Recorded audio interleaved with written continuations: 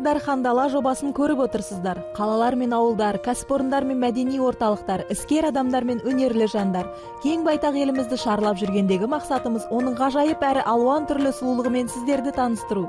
Туған жерге деген махаббат біріктірген, арманы асқақ, мақсаты айқын адамдар тұратын елді мекендерге бастайтын мыңдаған жол бар.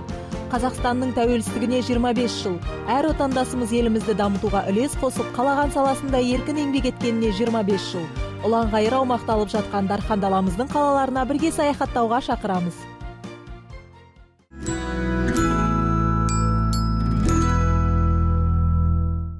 Мынадай үстелді шеберлер бір апта бойы жасайды.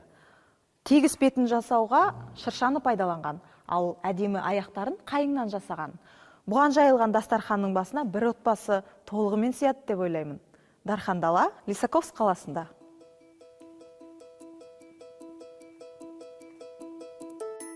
Лисаковск қаласы да республикамыздың барлық елді мекендері сияқты көп ұлтты әрі халқы еңбекқор. Тұрғындар саны бүгінде 40 мыңнан асып жығылған қала барлық салада белсенді дамып келеді. Шағын және орта бизнесте өркендеп келеді. 16 жылдан бері жұмыс істейтін жиһаз цехы да солардың қатарынан. 2012-2020 жылдарға арналған моноқалаларды дамытудың мемлекеттік бағдарламасы бойынша 2013 жылы кәсіпорын 3 миллион теңге сомасында грант алып қосымша жабдық сатып алады. Бұл ұсталық бұйымдар және жиһаз өндірісіне көшуге мүмкіндік береді. Уақыт өте келе шығаратын тауарлар түрлері де ұлғайған. Бүгінде 50-ден аса өнім шығарады. Мұнда 18 адам жұмыс істейді. Осында 10 жылдай жұмыс істейтін сырлаушы Светлана Власенкомен таныстық. Осы уақыт ішінде оның қолынан қанша бұйым өткенін тап басу айту қиын екен. Я здесь работаю уже 10 лет. Мұнда 10 жылдай жұмыс істеймін. Бір кезде әпкемнің шақыруымен келгенмін. Осы уақытта қанша бұйымды сырлағанымды айта алмаймын. Вагондарға тиесе бір эшелондай болатын шығар. Жұмысым айтарлықтай қиын емес, шығармашылық жұмыс істеуге болады. Себебі әр бұйымның түсін дұрыс таңдау керек. Біздің ұжым жасаған барлық бұйымдарды сырлаймын. Соңғы кезең болғандықтан жұмысым өте ұнайды. Тапсырыс берушілер соңғы нәтижесін бағалайтындықтан жұмыстың жауапкершілігі де үлкен. Светлана бізге сырлау бойынша шеберлік сабағын өткізді. Сырлау пультындағы бояуды белгілі дәлдікпен бір қалыпты қашықтықта бүрку оңай болмады. Біздің қызығушылығымызды байқаған өз ісінің нағыз шебері Светлана күнделікті жұмысының ерекшеліктері мен жұмыс құралдары жайлы айтып берді. По покраске сложности. Сырлау кезінде айтарлықтай қиындықтар жоқ деуге болады. Кейде түстерді дұрыс таңдау ғана қиындық туғызады. Қажетті түстерді өзіміз таңдаймыз. Бұл аспаптың аты бояу пульті, ауа қысымымен жұмыс істейді. Қажетті бояуды не лакты мына құтыға құйып бояймыз. Светлана Михайловна менен басқа да қаншама тәжірибесі жас мамандарды тәрбиелеген екен. Сондай-ақ жиһаз цехында жыл сайын Лисаковск техникалық колледжінің жиһаз жинақтаушы мамандығының студенттері тәжірибеден өтеді. Компания колледжбен және студентпен 3 жақты келісім жасайды. Осылайша бұл саладағы мамандардың қатары толығып келеді.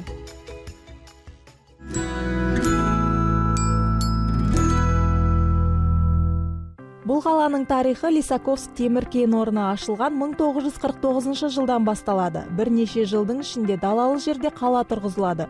Өндіріс орындарына, әлеуметтік объектілерге қажетті мамандар жан-жақтан отбасыларымен көшіп келе бастайды. Бала кезінен өмірі осы қаламен біте қайнасып кеткен Лисаковскінің ежелгі тұрғыны Мария Әубәкір қызымен таныстық. 10 жыл өзі бітірген нөмір 3 мектепте пионер тәлімгері болып, одан тарих пәнінен күні бүгінге дейін сабақ беріп келе жатқан Мария Әубәкір қызы көз алдында өскен қала тұрғындары жайлы қызықты әңгімелер айтып берді. Көпшіліктері, мысалы, менің пионерлерім және менің шәкірттерім. Мысалы, 1982 жылы менің оқушым Сережа Яцук осы Тобыл өзенінің жағасында бірнеше нелерді тауып алды. Бір қыш ыдыстың сынықтарын. Сол сынықтарды мен өзім мұғаліміне апарып бердім. Институтта сол кезде оқып жатқам сырттай, Қостанай педагогикалық институтында. Соны көріп, бұл қола дәуірдің заттары болған. Сондықтан сол сынықтардан біздің қаламызда жаңа жұмыс басталды. 1985 жылдан бастап, осы біздің қаламызда қазба жұмыстары өткізілді.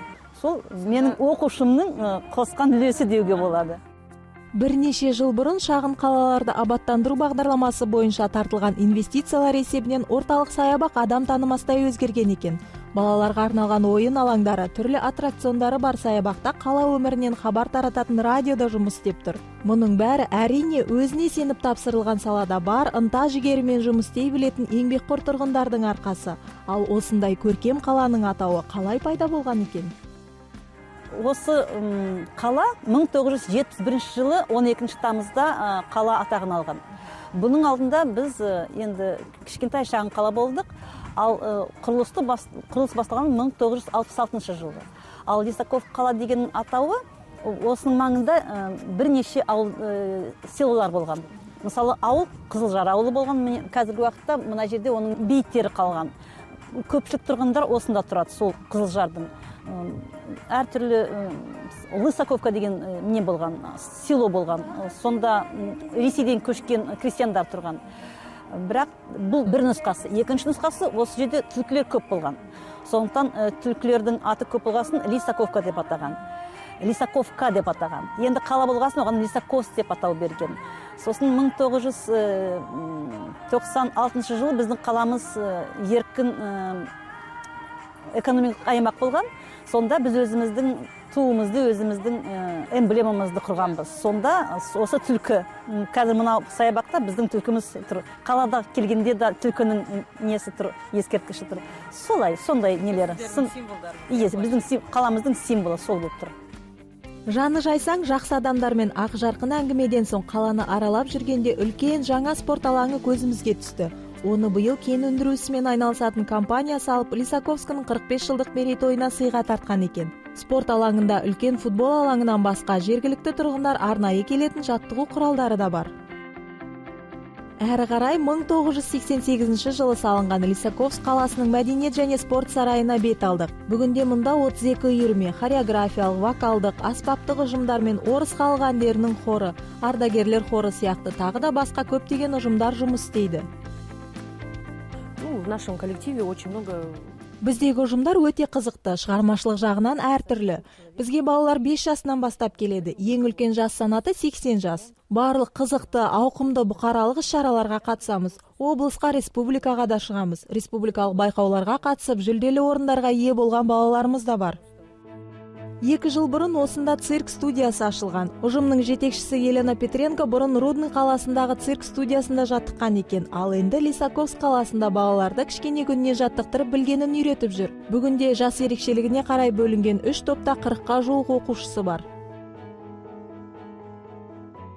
Уже успели за 3 года. Қалалық және өңіраралық облыстық фестивальдерге қатысып үлгердік.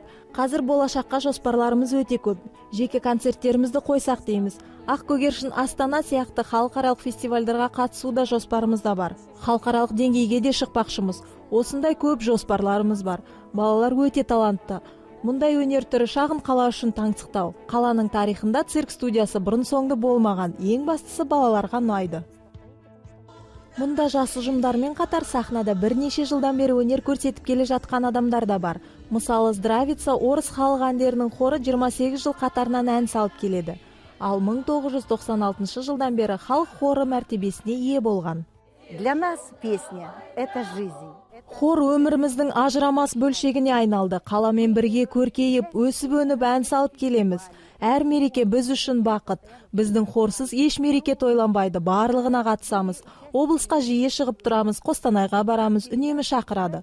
Ойна гармонь бағдарламасына да қатысқанбыз. Хорға дайындалуға қуана-қуана келеміз. Негізі орыс халық әндерін айтамыз, казак әндерін, ысқыратын тұстары бар көңілді Украина әндерін де айтамыз. Міне бүгінгі күніміз осындай шат-шадыман, ақ жарқын, ынтымақты көңіл күймен өтті. Бұл қалада тағы біраз кідіретін шығармыз. Бұл Дархан Дала бағдарламасы болатын. Келесі аптада жүздескенше.